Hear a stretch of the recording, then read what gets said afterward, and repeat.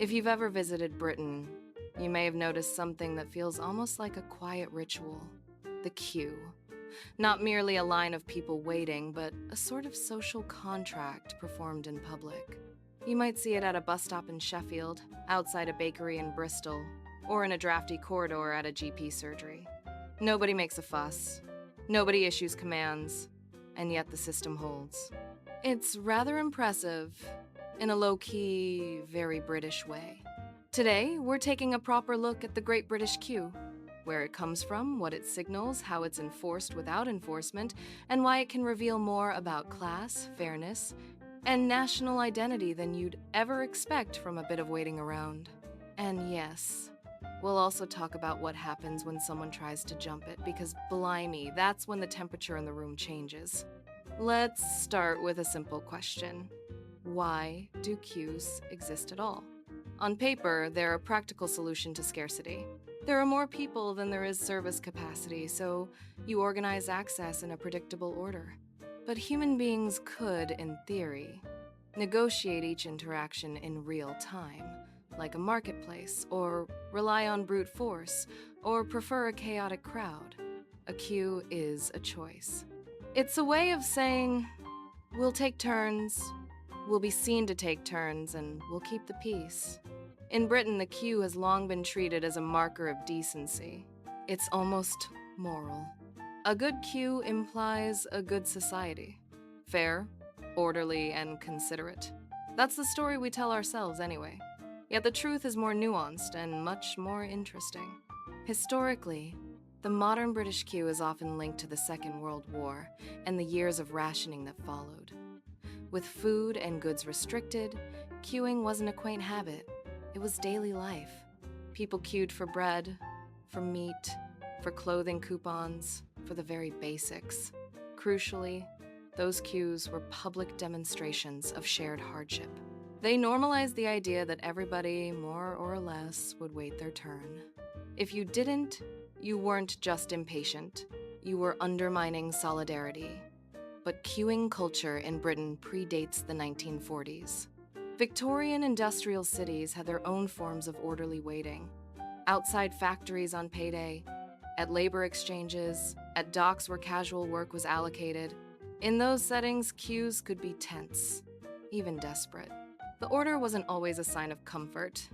Sometimes it was a way of preventing things from turning nasty. Still, the habit of forming lines took hold in urban life, reinforced by institutions that prized discipline: the post office, the railway, the civil service. What's fascinating is that Britain became unusually good at self-queuing. In many places, nobody needs to rope you in with barriers. There's often a shared sense of where the queue begins, how it snakes, and what counts as fair. At a busy bar, for instance, there isn't always a single line. Instead, there's an invisible queue, a shifting moral geometry of eye contact, nods, and subtle gestures. Someone might say, "He was next, actually," or "She's been waiting ages." It's informal, but it's not random. This brings us to the unwritten rules, which are where the British queue becomes an art form. First, you acknowledge the queue. Even if it's not physically obvious, you do the little glance, the quick head tilt, the "is this the queue" question. You're not merely gathering information.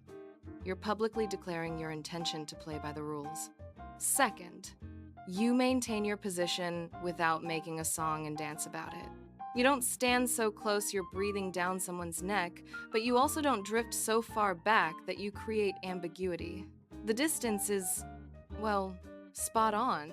Not too clingy, not too aloof.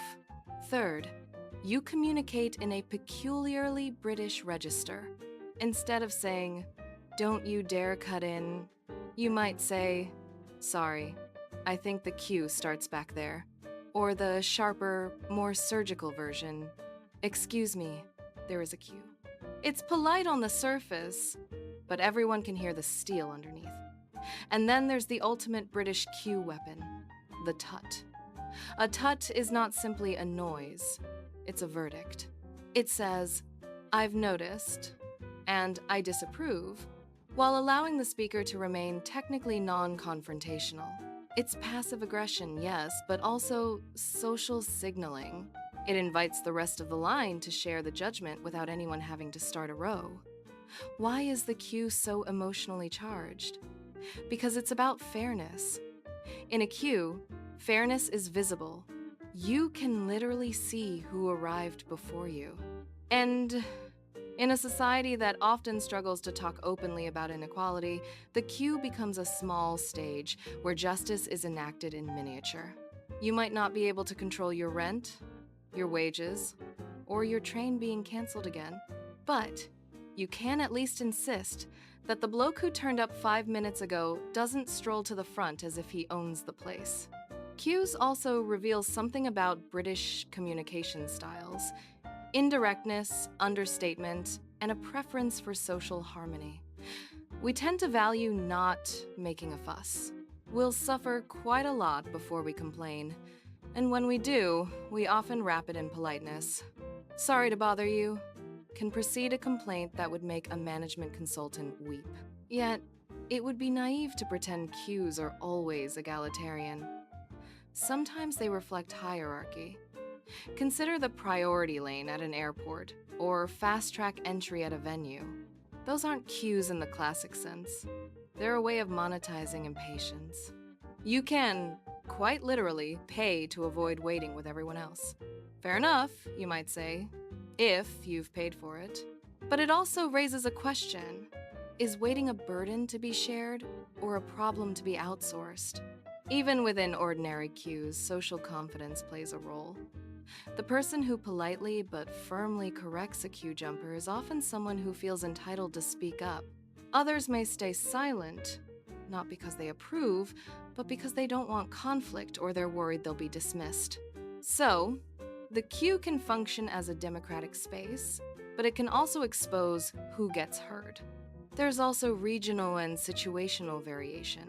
In some small towns, queues are relaxed, and people might even chat with strangers about the weather, the price of a pint, or whether the council will ever fill that pothole.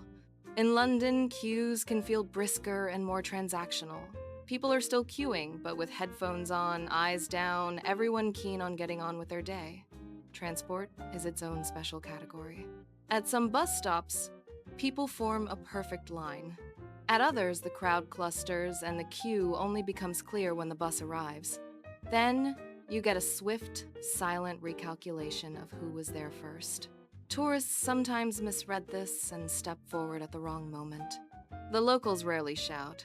They'll just give a look that says, "Mate, absolutely not." And on trains, Britain offers a particularly strange hybrid: orderly boarding on the platform, followed by a chaotic scramble for seats when the carriage is packed. It's as if the queue gets you through the door and then civilization temporarily ends. If you've ever tried to find a seat on a Friday evening service out of Euston, you'll know exactly what I mean. Now, let's talk about the psychology of waiting, but through a very British lens. Researchers have shown that waiting feels shorter when you have information. A sign that says, "Next service in 6 minutes" calms people down, whereas uncertainty makes a 2-minute delay feel like an eternity. That's why British institutions love signage and announcements, even when the announcements are, frankly, useless. "We are sorry to announce that we are delayed due to a delay." Cheers for that. Waiting also feels more tolerable when it's perceived as fair. If everyone is waiting, you can bear it.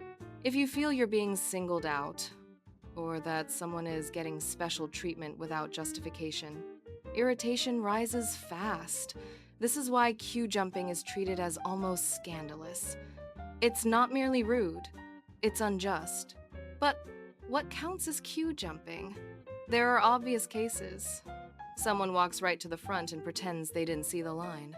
Then there are the gray areas, which Britain loves. A friend saving a spot can be acceptable if it's one person holding a place for one person. But if you've got someone standing there and suddenly 8 mates appear, carrying coffees and acting as if it's perfectly normal, you'll hear a collective internal scream.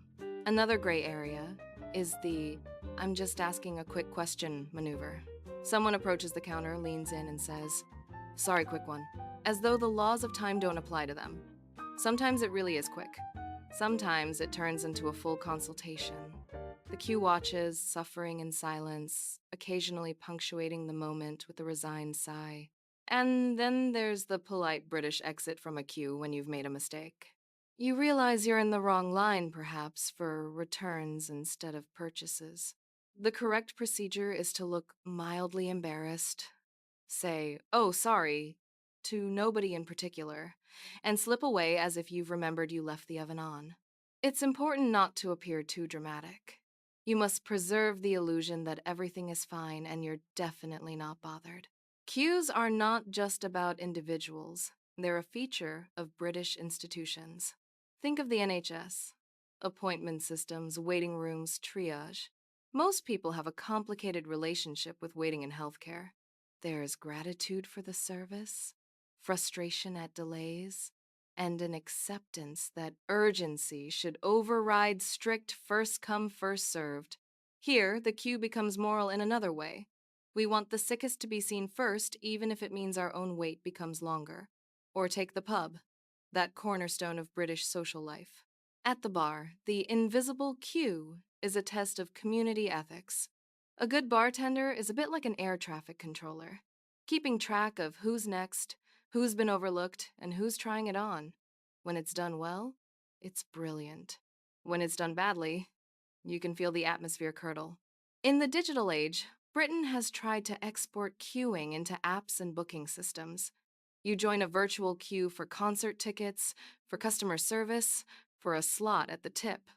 Virtual queues promise fairness, but they also create new anxieties: the spinning wheel, the countdown, the fear of being kicked out. And unlike a physical queue, you can't see your fellow sufferers. You're alone with your screen, slowly going knackered, wondering whether the website has crashed again. There's also a curious nostalgia attached to physical queues, especially for events.